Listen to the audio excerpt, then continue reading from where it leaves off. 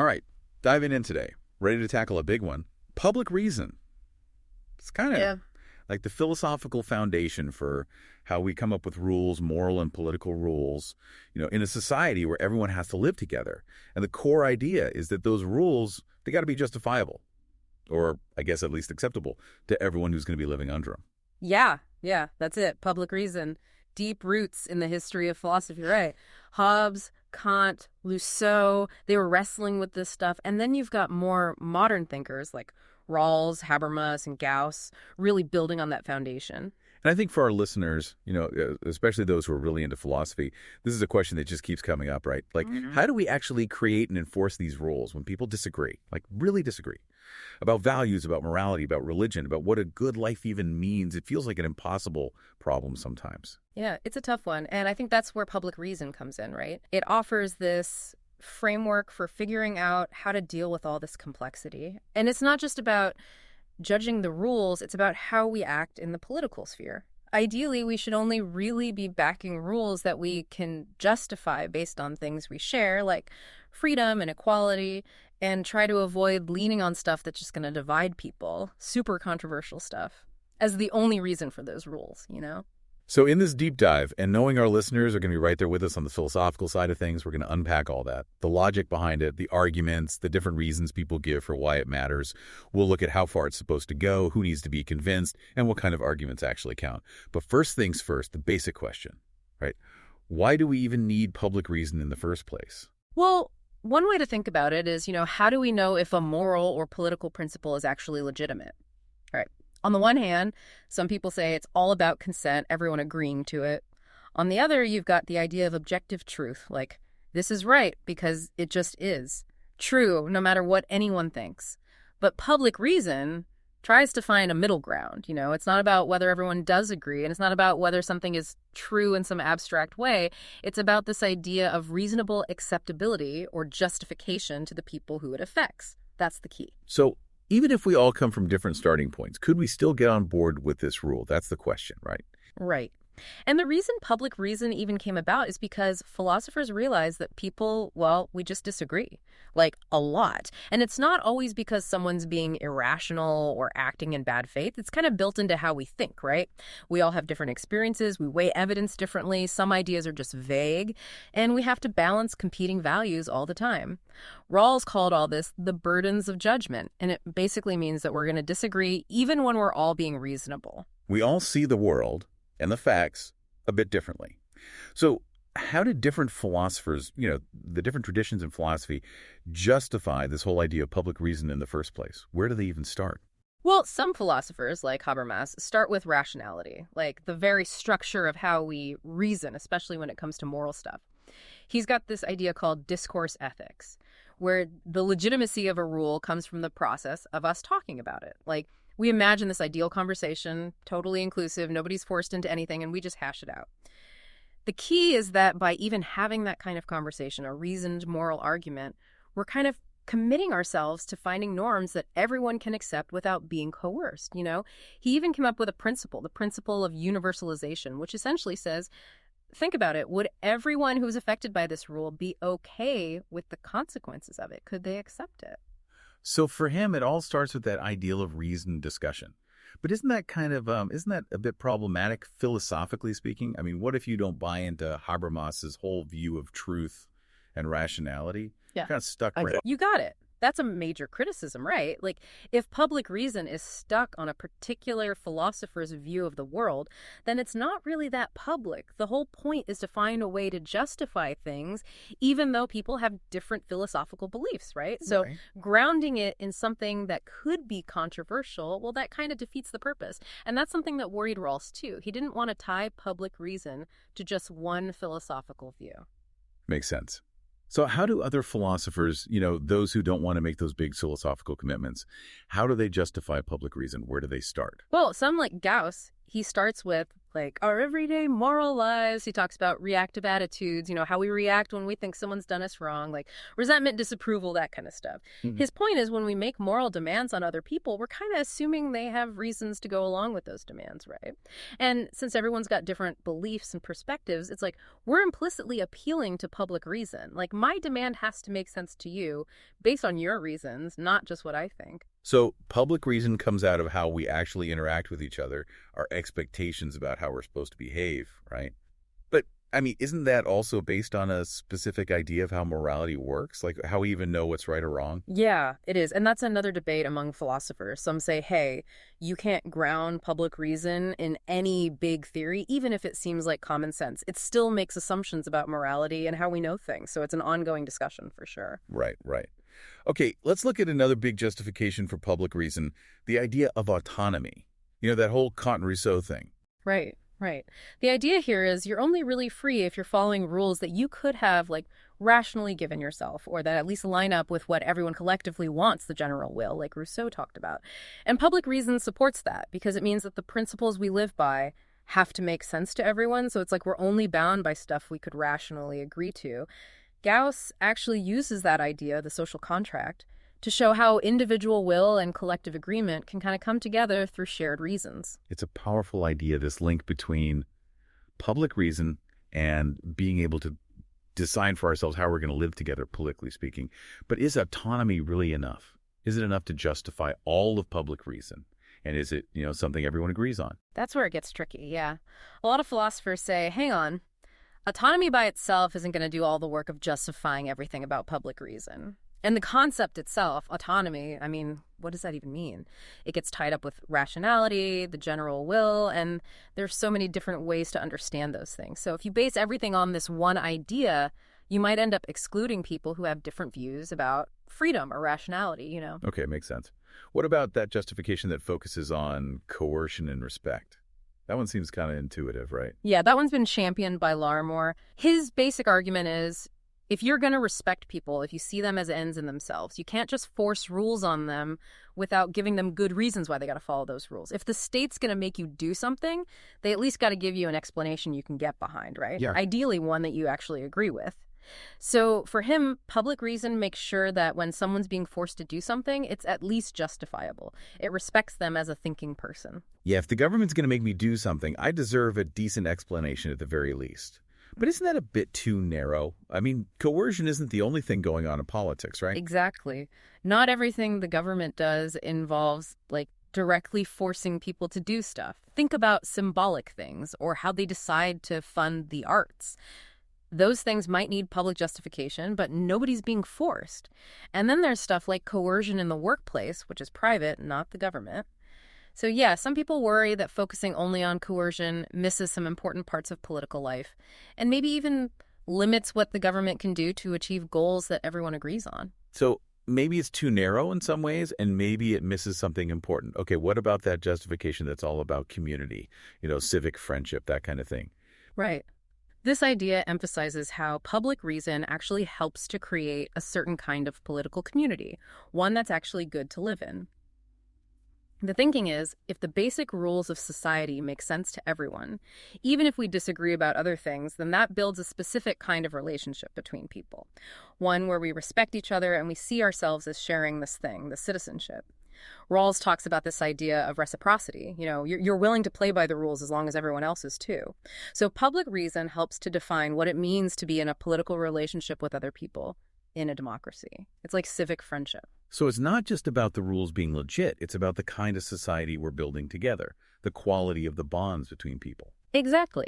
It's about feeling connected to each other by more than just living in the same place or having the same government. It's about that shared commitment to giving and accepting reasons for the decisions we make together. But, this justification hasn't really been fully fleshed out yet by philosophers. There are questions about whether it depends on specific ideas about the good life or community values that might themselves be controversial. And why should this idea of civic friendship dictate what kinds of reasons we can use in politics? It's not clear. Good points. Okay, the last big one is that justification that says public reason is all about justice. Yes. Like that's the whole point. Right. A lot of philosophers see public reason as inherently political, you know? It's about how society is structured, the principles we use to run our political lives together. And grounding it in justice, like Rawls and Kwong do, starts with this idea that a just society is one where everyone cooperates fairly and everyone is free and equal. So, public reason is how we decide if our political institutions are actually just. It's the shared viewpoint we use to make that judgment. And the idea is if the basic principles of our society were based on stuff like religion or some big philosophy that not everyone agrees with, then that wouldn't be fair to the people who don't believe those things. Public reason is like a tool to make sure things are fair, especially when everyone has different beliefs. But what are the problems with this justification? Like, what are the criticisms? Some say that even when people disagree a lot, political principles don't necessarily have to be justifiable to every single person to be considered fair or just. Others say that saying public reason is about justice just kicks the can down the road. Like, okay, but why is justice, defined in this way, the most important thing? And then some worry that if we limit our idea of justice to only those principles that can be justified publicly, maybe we're actually weakening our understanding of what justice really is, you know? Okay, so we've got a good sense of why public reason matters from different perspectives. But now let's get practical. What kinds of issues is it actually supposed to apply to? Like, what's the scope? That's where things get messy. Rawls, he said, public reason is for what he called constitutional essentials and matters of basic justice. So the basic structure of government, the political process, basic rights and freedoms, how resources are distributed, that kind of stuff. But he specifically said it doesn't apply to everyday legislation, you know, the regular stuff. So like traffic laws or environmental regulations, those don't have to go through the same public reason filter as, say, freedom of speech. That seems like a pretty tricky line to draw. Yeah, and that's a major criticism of Rawls. It's hard to say what's a constitutional essential and what's just regular lawmaking. Almost anything the government does could affect basic rights, liberties, or how resources are shared, right? And some philosophers say, look, if public reason is so important for the big stuff, why not for everything? Why limit it? Rawls did give some reasons. He said the basic structure of society is just more fundamental, and public reason needs to be complete to answer the really big political questions. But those reasons are up for debate, too. So maybe the scope should be bigger than Rawls said. What are some other ways of thinking about it? Well, one idea is, you know, if it's all about coercion, then public reason should apply to any use of force, whether it's the government doing it or even powerful private groups. That would make the scope really wide, pretty much everything the government does. But then you get new problems, like what about things the government does that are more symbolic or expressive?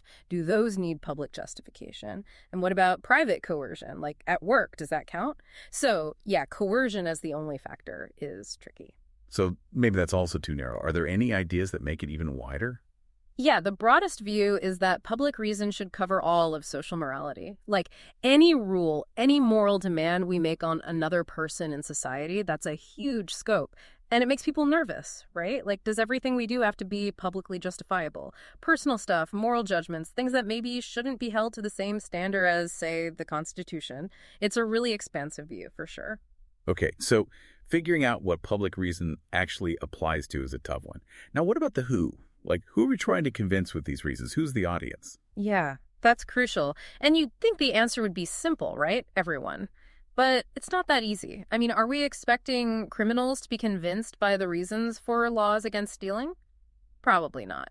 And people with deeply prejudiced views, they might not buy into anti-discrimination laws. So pretty much everyone agrees we can idealize the audience a bit. Like, we imagine these idealized people, maybe they're better at reasoning, or maybe they accept some basic values that we think are important. So it's not about actually getting everyone to agree right now, as they are. Right. Rawls, he talks about reasonable persons. Yeah. These are folks who are willing to cooperate. You know, they'll play by the rules if everyone else does. And they have this capacity for a conception of the good. Like, they can figure out what they value in life and pursue it in a rational way. But the key is, they also get that people will disagree about big stuff, even if they're all being reasonable. That's what he calls the burdens of judgment, remember?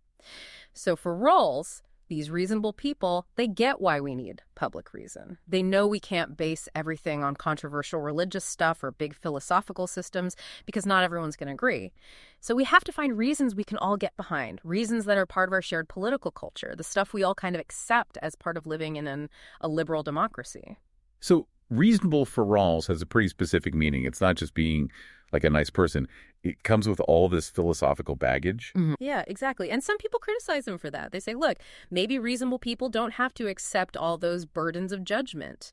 And maybe Rawls's definition of reasonable is already excluding people who could actually participate in public reason, So it's a bit controversial. So Rawls has his idea of who we're trying to convince. What about other views? How do other philosophers define that audience? Gauss, he's got this idea of members of the public, and he's not idealizing them as much as Rawls. He imagines them as like slightly better versions of real people, not perfect reasoners, but they could get there with a bit of effort. They have the beliefs that real people would have if they really thought things through, starting from their own values and their current level of moral reasoning. So his audience is more diverse. It includes people with different ideas about rationality and a wider range of beliefs, even about fundamental stuff like justice. So Gauss is trying to include more people, reflecting how different we all are. Right. Doesn't that make it, way harder to get everyone to agree on the rules? Yeah, that's the trade-off. You want to be inclusive, but then it's harder to find common ground, stuff that we can all get behind as a society, If everyone's at their own unique view, how do we actually agree on rules that we can all feel good about? It's a tough balance. Are there any views that are even more inclusive? Even wider? Some philosophers say, hey, everyone who's affected by a rule should be part of the conversation, as long as they're willing to talk it out respectfully and try to understand each other. That's kind of like Habermas's idea that a rule is only really valid if everyone who's affected could agree to it, ideally. But again, the bigger the group, the harder it is to find something that works for everyone. You might end up with a situation where it's just not clear what the answer is, or you get a bunch of answers that all seem okay but contradict each other. So the more people you try to include, the harder it is to actually get a clear answer everyone can live with. It's a real dilemma. Now let's talk about the content of public reason, like what kinds of arguments are allowed, what can you actually say? Yeah, well, that depends on who you think the audience is, right? The more you idealize those people, the stricter you have to be about what arguments they'll accept. Rawls, for example, he says there are two main parts to the content of public reason. First, you've got the actual principles of justice, the stuff we're aiming for. And he says, yeah, there will be some variation, different interpretations, but it's all going to fall under this umbrella of liberal ideas. Things like basic rights and freedoms, the idea that those rights come before things like overall happiness or making everyone perfect and making sure everyone's got the resources they need to actually use their freedom. So the classic liberal stuff, right? Equal rights, equal opportunity, making sure everyone has enough to get by. Exactly. And then Rawls says, you've got the guidelines of inquiry. Like, what are the rules of the game? How do we reason about this stuff? What counts as evidence? And how should we act when we're having this political conversation? He emphasizes being reasonable and civil, those kind of civic virtues. So it's not just about the goals. It's about how we get there, the process. Yeah. But I bet people who want a more inclusive audience, like Habermas, they wouldn't be okay with just defining the content beforehand. Yeah, you're right, they wouldn't. Habermas thinks the right answers should come from the process of public reason itself. You don't get to decide in advance philosophically what the right answer is. That's what the conversation is for. He sees philosophy as like providing the rules of the game for that conversation, making sure it's inclusive, fair, nobody's being coerced. And then we see what comes out of it. The philosopher's job is to facilitate, not to dictate. And then you've got Gauss. He thinks the starting point is like a blank slate, normatively speaking. Specific norms just emerge over time, through social evolution as we try to figure out how to cooperate in a stable way. So less predetermined content, more emphasis on the process or on how societies naturally evolve. Now, one thing that always trips people up is the role of truth in all this, especially with Rawls saying that political liberalism does without the concept of truth. But then he talks about using plain truths widely accepted. It seems kind of contradictory, right? It's a real head-scratcher. Rawls' point is that since reasonable people have all sorts of different beliefs about what's ultimately true, public reason shouldn't rely on any one big theory of truth. It should focus on what makes sense from a shared political perspective, But then how do you use these plain truths without a concept of truth? It's a puzzle. Some critics say, look, you can't do philosophy or any kind of practical reasoning without saying something about truth. Others say maybe public reason needs its own idea of truth, a political truth that's separate from all the big metaphysical stuff. It's a live debate. Yeah. Seems like trying to completely avoid talking about truth when you're talking about justice and what's right. That's a tough one. Okay, let's look at the structure of public reason. How does this justification process actually work? Is it about everyone agreeing on the same reasons for a rule, or can we get there through different reasons as long as we all end up accepting the rule? That gets to the heart of the difference between consensus and convergence. Some people, sometimes they say Habermas is in this camp, think you need a strong consensus. Like, everyone has to accept the rule for the exact same reasons. If we disagree about why, then it's not really publicly justified. That seems pretty demanding. Given how different we all are, how could we ever get everyone on the same page about why something is right? It's a high bar, yeah. A weak consensus view, which is more like Rawls and others, says we don't need to have identical reasons, but the reasons we do have, they got to be shared or public. Like, everyone could at least accept them as valid, even if they don't all agree on which one is the most important. So imagine a law. Some people support it because it promotes equal opportunity. Others support it because it protects religious freedom. As long as both those reasons are considered okay, public reasons, then the law is good to go, even if people prioritize different reasons.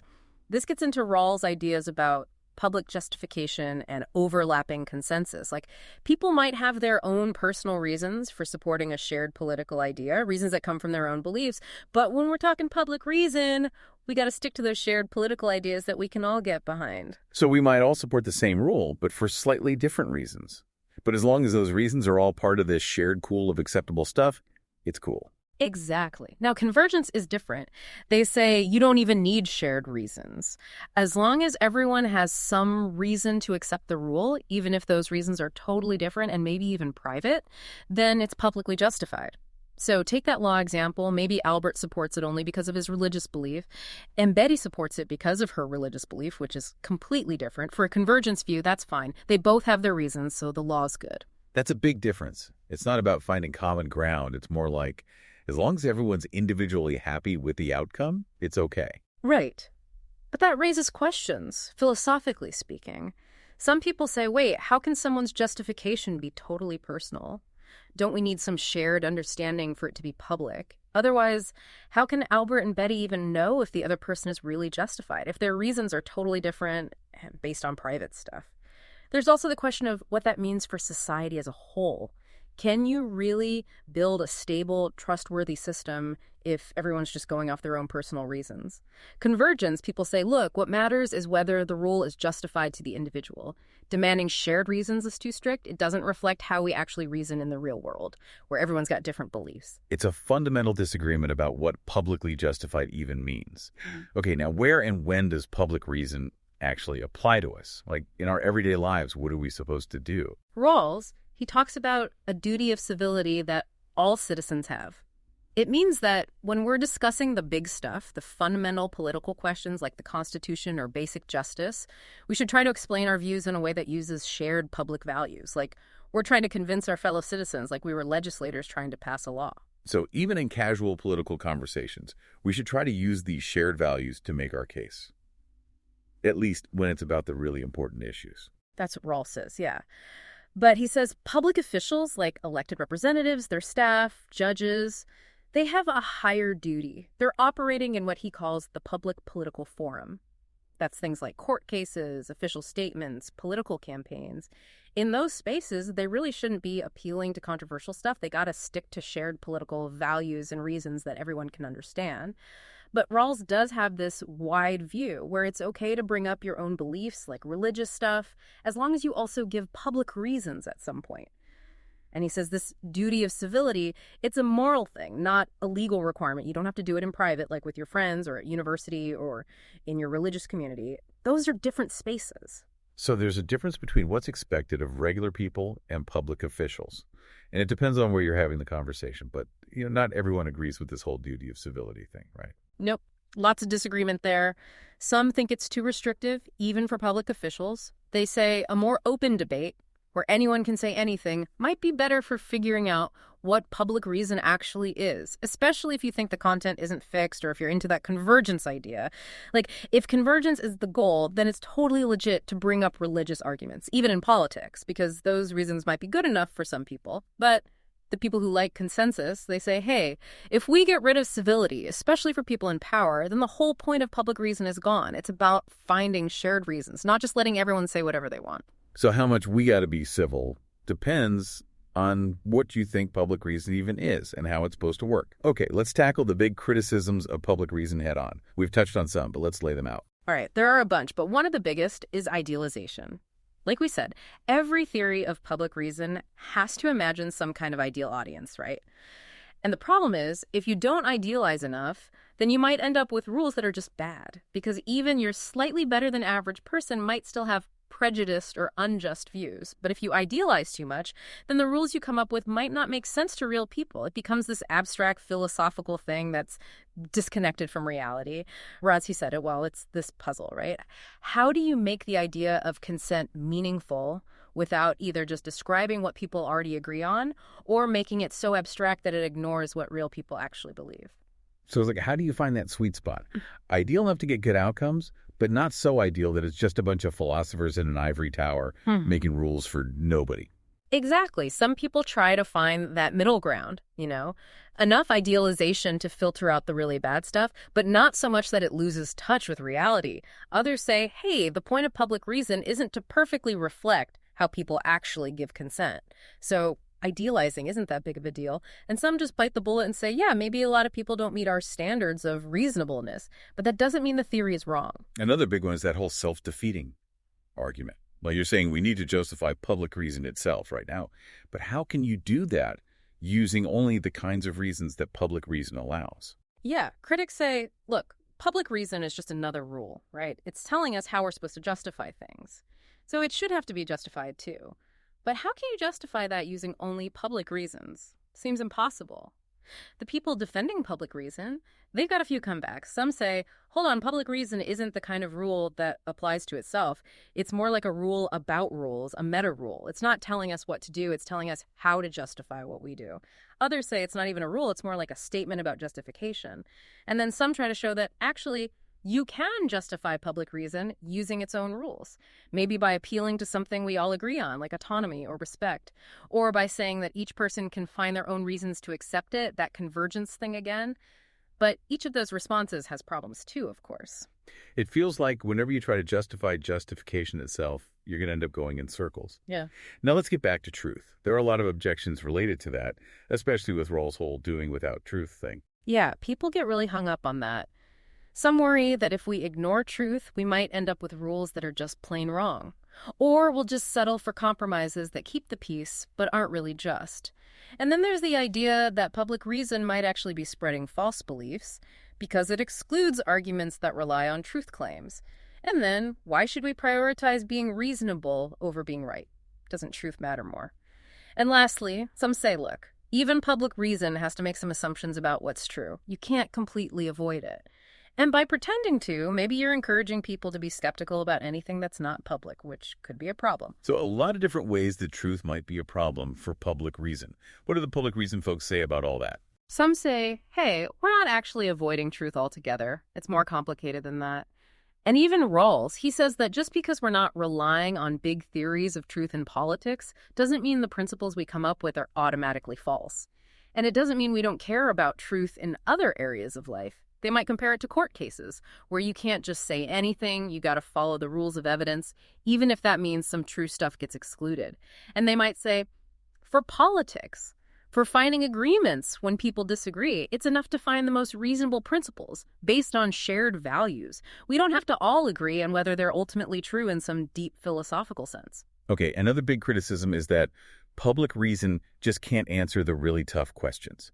The ones where our moral views are tied up with our religious beliefs or our big philosophical ideas. The stuff that public reason says we can't talk about. Right, the incompleteness objection. Think about abortion, gay marriage, how we treat animals.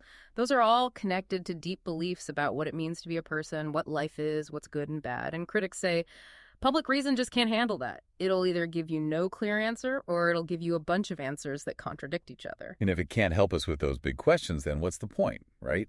It's not very useful. Public reason, people often admit, yeah, sometimes it can't give a single perfect answer. But they say that's not a deal breaker. We can use other ways of making decisions, democratic ways, to choose between the options that public reason gives us. It narrows things down, even if it doesn't solve everything. And even if it doesn't give us the answer, it helps us talk about these issues in a way that focuses on shared values. Okay, and then there's that exclusion problem, especially for religious folks. The idea that public reason is basically biased against religion, that it's just secularism dressed up as neutrality. That's a powerful charge. It is. The argument is that if you tell religious people they gotta translate their beliefs into